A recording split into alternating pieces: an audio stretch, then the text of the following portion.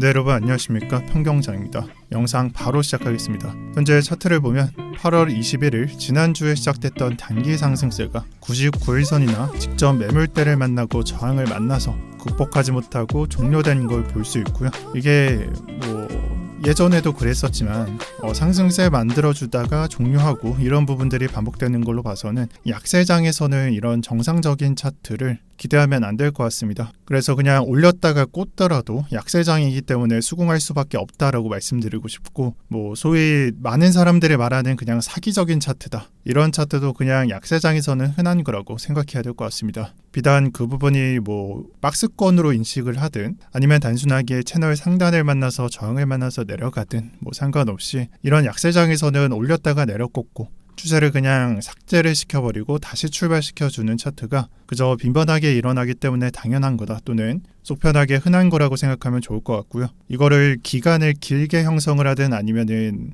세력 차트처럼 펌핑 앤 덤프를 만들던 마찬가지 내용이 될 것 같습니다. 어쩔 수 없이 지금 현재는 약세장이기 때문에 당연하게 시장 참여자가 적을 것이고요. 위에서 봤었던 이런 차트가 나오는 것도 결국에는 흔히 나오는 차트이기 때문에 그다지 놀랄 일이 아니다, 이런 식으로 생각하는 게 정신 건강에 좋을 것 같습니다. 그래서 이에 따라서 자연스럽게 생각을 해보면 분석은 당연하게도 실시간 장세가 올라간다 내려간다 이랑 상관없이 결과물로서 수긍을 해야 될 것 같고요. 간단히 말해서 이전에도 그랬듯이 이 저항 라인을 돌파했냐, 결과물을 보고 또 지금도 지지를 보고 뚫었냐, 지지를 했냐, 이런 부분들로 분석을 해야 됩니다. 그래서 지금 분석을 보고 하락 방향성을 좀 생각해 보면 결국 오늘 오전에 내렸던 이 결과물은 직전의 매물대를 뚫지 못했습니다. 즉 상승하기 직전에 머물던 매물대를 이탈하지 못했다는 거예요. 1차 지지로서 인식을 하고 있고, 아마 이번 주는 변동성이 생기지 않는다면, 그냥 주주 흐름에서 내려가거나 그런 변동성이 생기지 않는다면 이번 주는 해당 가격에서 머물 것으로 좀 보이고요. 하락 방향성으로 봤을 때 이번 주에 좀 깨게 된다면은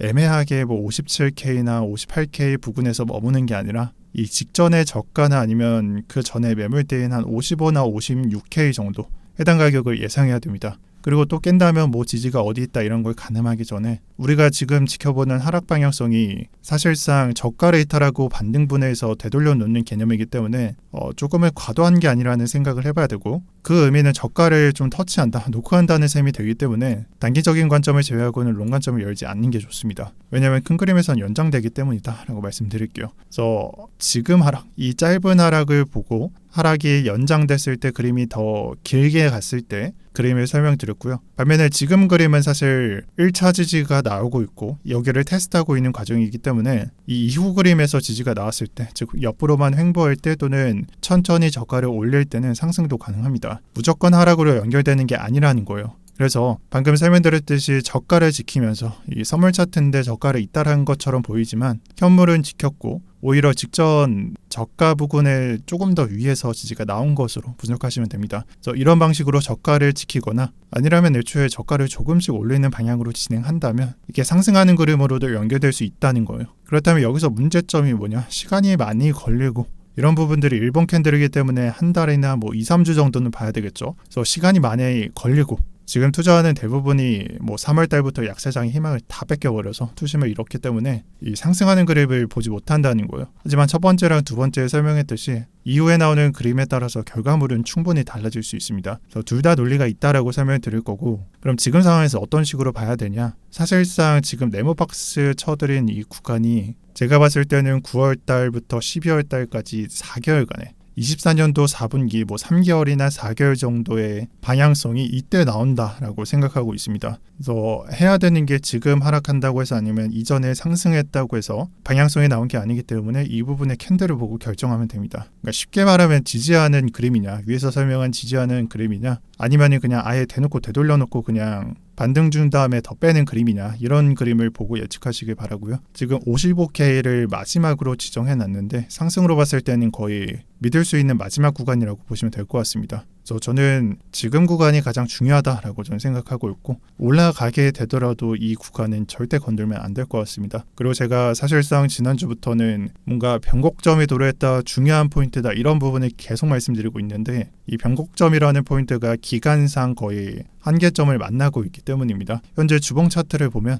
횡보하는 기간이 굉장히 길게 나와 있는 걸로 볼 수 있을 거예요. 저가에서 횡보한다? 그럴 수 있습니다. 또는 올라갔다가 내려간 포인트에서 횡보한다. 뭐 저가일 수 있기 때문에 그럴 수 있습니다. 하지만 고점에서 5개월 동안 횡보한다. 전체 기간 뭐 대중들이 인식하는 건 17년도부터죠. 하지만 뭐 13 또는 상승하고 난 이후에 14년도부터 차트를 보세요. 이렇게 긴 기간 동안 고점에서 횡보한 기간이 있었냐? 저는 정말 특수한 케이스라고 보고 있어요. 그래서 여러분들이 지켜보면 대부분 한두 달에 그냥 피크처럼 찍고 내려가는 차트를 볼 수 있는데 이렇게 긴 기간은 존재하지 않습니다. 그렇기 때문에 변곡점이 머지않은 구간에 있다라고 설명을 드리고 있는 거고요. 중요한 포인트라고 보고 있는 겁니다. 그리고 두 번째 이유는 투자자 이탈 때문입니다. 많은 사람들이 말하거든요. 여러분들도 말하고 있고 유튜버들, 인플루언서들 다 한결같이 말하고 있는 게 거래대금 말이 안 된다. 투자자들 투자를 안 하고 있고 참여를 안 하고 있다. 이런 부분들이 지적되고 있어요. 근데 이 문제점은 지금만 그런 게 아니라 앞으로 가면 갈수록 악화될 거예요. 언제까지 악화되냐? 사실 약세장이 끝나기 전까지는 투자자는 조금씩 야금야금 이탈한다고 보시면 될 것 같아요. 왜냐하면 약세장이 시작되고 알트장이 쉽게 못 나오는 걸 목격하고 있습니다. 그럼 그 다음 그림은 장이 재미가 없어지기 때문에 투자자는 이탈을 할 거고 다시 첫 번째로 돌아와서 약세장 악화되고 알트장 더 쉽게 못 나오고 계속 반복됩니다. 이 무한 루프라는 그림이 결국에는 우리가 좀 기대하고 있는 양봉이 나오기 전까지 계속될 거거든요. 근데 이러한 포인트가 첫 번째 말씀드린 것과 같이 사실상 확정된 건 아니지만 힌트가 보이기 때문에 언젠가는 이런 포인트가 나오기 마련입니다. 근데 그 포인트를 지금 당장에서야 9월 달에 나온다, 9월 말에 나온다. 더 한 달이나 기다려야 된다라고 생각을 하겠지만 당장 내일이 될 수도 있는 거고요. 아니면 다음 주가 될 수 있습니다. 그래서 빨간 원을 보면은 순식간에 이런 장세가 뒤집힌다라는 부분을 볼 수 있는데 이게 지금 현재니까 못 보고 있는 거예요. 그리고 거기에 대해서 우리가 지금 버티고 보는 것 이것 자체로 힘들어하고 있지만 근데 여기에 대해서 사실상 중요한 건 변곡점 포인트 장세가 뒤집힐 만한 부분을 찾고 노력하고 참여를 하려고 하고 이런 부분들을 해야 된다는 건데 사실상 두 가지 하는 게 굉장히 힘들죠. 그렇지만 정답이 있다면 감정 다 배제하고 그냥 정답이 있다면 어쩔 수 없이 이런 부분들을 해야 된다. 특히나 두 번째는 해야 된다라고 봅니다. 그래서 지난주부터 왜 이런 부분들을 보고 있냐? 이러한 포인트를 어쩔 수 없이 분석해야 되기 때문이라고 봐요. 비단 이 순간만에 집중을 하는 게 아니라 직전에 계속 준비를 하고 있는 그 과정 자체가 약세장을 버티는 자세라고 생각합니다. 그래서 오늘의 주제의 핵심은 사실 이거 하나예요. 55에서 58K 부분 보고 캔들을 어떻게 찍히는지 그 결과물을 보고 방향성을 예측하면 됩니다. 장기적인 그림 나갈 필요 없어요. 지금 단기적인 그림에 의해서 사실 뭐 2개월이건 3개월이건 4개월 장이 결정될 수 있기 때문에 이 가격을 보시라고 말씀드리고요. 그리고 마지막으로 하나 공지드릴 게 있습니다. 사실상 콘텐츠 방향성의 변화인데 현재 도미넌스 주봉 캔들과 뭐 일본 캔들, 월봉 캔들을 보면 23년도 초 1월부터 비트코인 도미넌스가 올라갔다, 우상향한다는 걸 볼 수 있습니다. 즉 대세적으로 우상향을 계속하고 있다는 것인데 이런 장세에서 알트장이 나온다는 건 말이 안 되고요. 즉 대세 우상향이 계속된다는 것인데 이 부분이 끝나고 나서 나오는 게 알트장입니다. 그렇다는 말은 뒤집어서 생각해보면 이 부분이 뒤집히기 전까지는 비트코인의 주도권을 계속 가져간다는 말이거든요. 그래서 요즘에 보면은 제가 알트코인 분석을 안 하고 있잖아요. 왜 안 할까요? 사람들이 관심이 없어요. 그리고 비트코인 분석도 큰 그림에서는 사실상 분석이 의미가 없습니다. 만약 5개월 동안 횡보했는데 큰 그림을 이게 6개월이 되건 7개월이 되건 사실상 뭐 그냥 자연스러운 흐름이 될 것이다라고 생각하는 게 투자자들 인식이기 때문에 사람들이 보지 않고 관심이 없습니다. 그래서 저는 사실상 현물에서 알트나 그런 부분들을 내려가는 부분을 인식하고 보유하고 있지만 컨텐츠 방향성은 달라질 것입니다. 당장 9월 2일 달에 변경하는 건 아니고 아마 9월 2일 이후에 천천히 변경될 것 같아요. 주제는 위에서 봤었던 비트코인을 분석하고 실전 매매 영상만 올릴 계획이고요.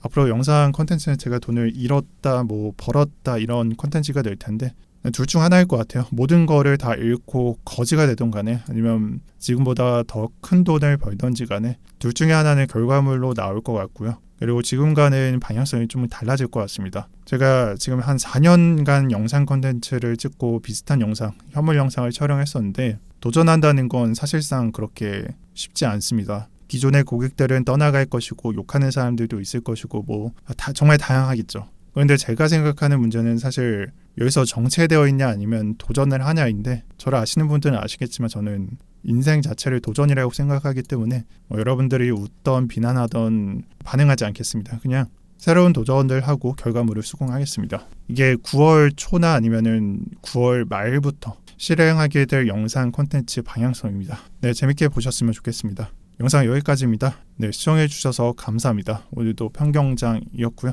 다들 화이팅 하셨으면 좋겠습니다.